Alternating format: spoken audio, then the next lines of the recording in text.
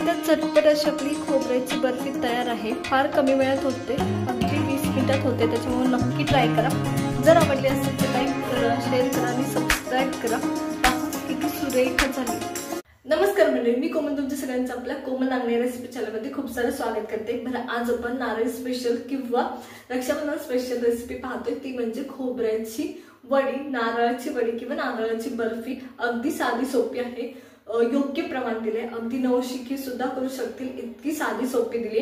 पण याच्या आधी आपण नारळ पौर्णिमा विशेष गेल्या वर्षी नारळी भात पाहिला होता आणि याच्या आधी आपण मँगो कोकोनट बर्फी सुद्धा पाहिली होती। त्या दोन्हीची लिंक व्हिडिओच्या शेवटी असेल तर नक्की जाऊन पहा। बरं, मी ही बर्फी कशी करायची ते सगळं प्रमाण व्यवस्थित सांगितलंय, इवन किती मिनिटं परतायचं हे सुद्धा सांगितलंय। त्याच्यामुळे अगदी 25 मिनिटात तुमची बर्फी तयार होईल। साधी आहे, सोपी आहे, त्याच्यामुळे नक्की ट्राय करा। आणि जर रेसिपी आवडत असेल तर लाईक करा, शेअर करा आणि सबस्क्राईब करा। चला तर मग सुरू करूया। तर आज आपण नारळाची बर्फी पाहतोय, एकदम साधी सोपी, पटकन होईल, अर्ध्या तासात होईल तुमची अशी पाहतोय। तर त्याच्यासाठी इथं मी ओला नारळ घेतलाय। ओला नारळाऐवजी तुम्ही डेसिकेटेड कोकोनट घेतलं तरी चालेल।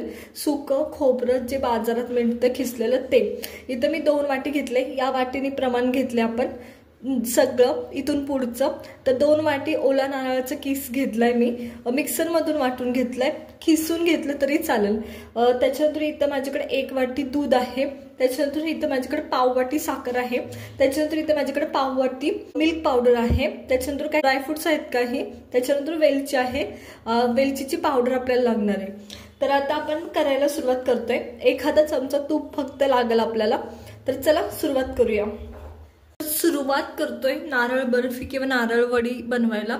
तर सगळ्यात पहिले मी ते 1 चमचा तूप घेतले, पुरेसा आहे, 1च चमचा लागणार आहे, जास्त नाही लागणार। त्याच्यानंतर मी इथं हे जे आपण 2 वाटी नारळ घेतलं होतं मिक्सर मधून काढून, ते आपण 1 ते 2 मिनिटं परतून घेतोय। आणि मुद्दामून भांडी मोठी घ्यायची जेव्हा तुम्ही बर्फी असं काही गोष्टी करतात तेव्हा, कारण ते हलवता येतात व्यवस्थित। आता जास्त नाही, फक्त 1 ते 2 मिनिटं व्यवस्थित परतून घ्यायचे, खूप जास्त परतायची गरज नाही। आता इथं मी हे नारळ 1 ते 2 मिनिटं व्यवस्थित परतून घेतलंय, 1 ते 2 मिनिटं, जास्त नाही। तर आता त्याच्यानंतर मी ह्याच्यात 1 वाटी दूध ऍड करतेय। मुद्दामून साई असलेलं दूध घेतलंय, व्यवस्थित रिचनेस येतो साई किंवा असं काही टाकलं तर घेतलंय। जर तुमच्याकडे साई नसेल दुधात तरी चालेल, पण माझ्याकडे होती त्याच्यामुळे मी असं घेतलंय। आता हे कंटिन्युअसली तुम्हाला हलवायचे, एक कमीत कमी 4 मिनिटं ते 5 मिनिटं व्यवस्थित परतून घ्यायचे। खूप जास्त वेळ काही परतायची गरज नाही, 4 ते 5 मिनिटं, जेणेकरून त्या नारळाने ते दूध शोषून घेतलं पाहिजे, सक करून घेतलं पाहिजे व्यवस्थित, एवढंच उद्देश आहे। हे कंटिन्युअसली हलवते, हे पण लक्षात ठेवा, बिलकुल सोडून जायचं नाही ह्याला, आणि हे कंटिन्युअसली असंच हलवत राहायचं। आता तुम्ही जेव्हा खोबरं घ्याल, डेसिकेटेड कोकोनट घ्याल, तेव्हा मात्र दूध थोडंसं आणखी वाढवायचं। ओला नारळ हा ऑलरेडी ओला आहे, त्याच्यामुळे त्याला दुधाची जास्त गरज नाही।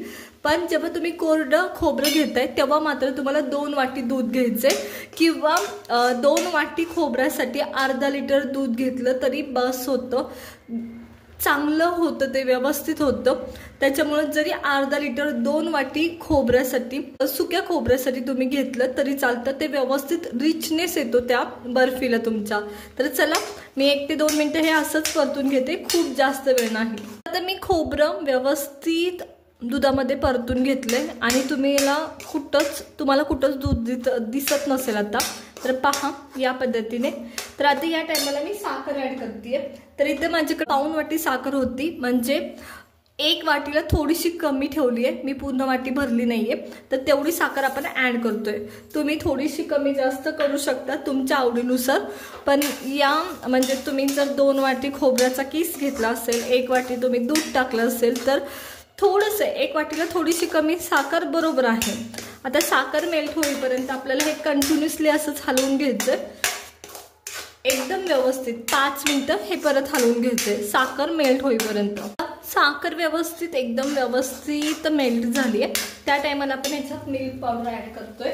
तर इथं माझ्याकडे मिल्क पावडर आहे। आता गरजेनुसार जसं जसं तुमचा थिकनेस येत जातो तसं तसं तुम्हाला खरं तर मिल्क पावडर तुमची या बर्फीमध्ये ॲडजस्ट करायची असते। तुम्हाला कमीत कमी अर्धा वाटी ते पाऊण वाटी मिल्क पावडर लागणार आहे, हे लक्षात ठेवा। आणि जशी जशी मिल्क पावडर या बर्फीमध्ये मिक्स होत जाईल तशी तशी ही बर्फी तुमची कढई सोडेल, खूप सुंदर होते। आणि तर मी थोडी थोडी ॲड करते, एकदम नाही ॲड करायची, हलवत हलवत ॲड करायची, बिलकुल एकदम ॲड करायची नाही। तर इथं मी ही आणखी ॲड करते, जवळजवळ मला अर्धा वाटी आणि त्याच्या थोडीशी वरती मिल्क पावडर लागणार आहे। तर या पद्धतीने मी हे हलवून घेते।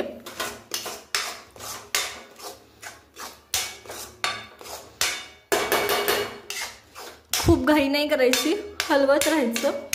तर मी थोडी थोडी ॲड करते, अजिबात खूप सारी एकदम मिल्क पावडर ॲड नाही केली। तर जसं जसं मिल्क पावडर याच्यात मिक्स होते तसं तसं थिकनेस यायला सुरुवात होतो या बर्फीला। तर पहा, तर आता मी राहिलेली सर्व मिल्क पावडर याच्यात ॲड करते या पद्धतीने। पहा, या पद्धतीने मी हलवून घेते आणि जसं जसं वेळ जातोय तसं तसं तुमची बर्फी ठीक व्हायला सुरुवात होते। तर वेळ लागतो पण वाट पाहायची या पद्धतीने। तर इथं बर्फी व्यवस्थित ठीक झाली, पहा या पद्धतीने झाली पाहिजे, हे लक्षात घ्या। आता या टायमाला आपल्याला काय करायचंय, याच्यात मी वेलची पूड ॲड करते, गॅस बंद केला तरी चालेल। तर इथं मी वेलची पूड ॲड केली आहे, परत मिक्स करून घ्यायचं। ड्रायफ्रूट्स आपण खाली घेतल्यावर सेट करताना ॲड करणार आहोत। तर चला, ही बर्फी आपली रेडी आहे। आता आपण बर्फी सेट करून घेतोय, त्याच्यासाठी मी ते ताट घेतलंय, त्याला तूप लावलंय व्यवस्थित। तर आता आपण बर्फी सेट करून घेतोय। चला तर मग मी ही बर्फी याच्यात काढून घेते, बर्फी साईडला काढून घेतली आणि मी हाताला तूप लावलंय आणि व्यवस्थित सेट करून घेते मी। तर आता ही खूप कमी बर्फी होणार आहे, त्याच्यामुळे मी एकाच साईडला सेट करते। इथं ही बर्फी मी व्यवस्थित सेट करून घेतली आहे। आता थोडेसे ड्रायफ्रूट्स आपण ॲड करणार आहे। तर इथं माझ्याकडे ड्रायफ्रूट्स आहे, ते थोडेसे मी ॲड करते, जेणेकरून परत कट करता येईल असं ॲड करायचं, हे लक्षात घ्या। आणि थोडंसं प्रेस करायचं। आता हे 1 तासासाठी असंच साईडला ठेवून द्यायचं आपल्याला। आणि खूप घाई असेल तर थोडा वेळ, म्हणजे लगेच संपवणार असेल तर फ्रीजमध्ये ठेवले तरी चालते। चला आता 1 तास वाट पाहूया सेट होण्याची व्यवस्थित। तर इथं आपली ही बर्फी व्यवस्थित सेट झाली, 1 तास झालं मी ह्याला ठेवलं होतं आणि पहा खूप सुंदर झाली आहे। तर आता मी कट करणार आहे, तुम्हाला हव्या त्या साईजमध्ये तुम्ही कट करू शकता। कट करताना फक्त थोडीशी काळजी घ्यायची, खोबरं असतं म्हणून थोडंसं अवघड जातं कट करायला। तर मी हे कट करून घेते या पद्धतीने। तर मी ठेवून साईडला 1 तास झाले आता। तर इथं मी सगळी बर्फी कट करून घेतली आणि मी तुम्हाला काढून दाखवणार आहे आता कशी झाली ती लूज करून। तर हे पहा, या पद्धतीने होते, एकदम व्यवस्थित होते, एकदम छान होते। पहा सगळ्या साईडनी खूप सुरेख झाली आहे। तर चला, मी सगळी बर्फी अशी साईडला काढून घेते। इथं झटपट अशी आपली खोबऱ्याची बर्फी तयार आहे, फार कमी वेळात होते, अगदी 20 मिनिटात होते। त्याच्यामुळे नक्की ट्राय करा। जर आवडली असेल तर लाईक करा, शेअर करा आणि सबस्क्राईब करा। तर पहा किती सुरेख झाली।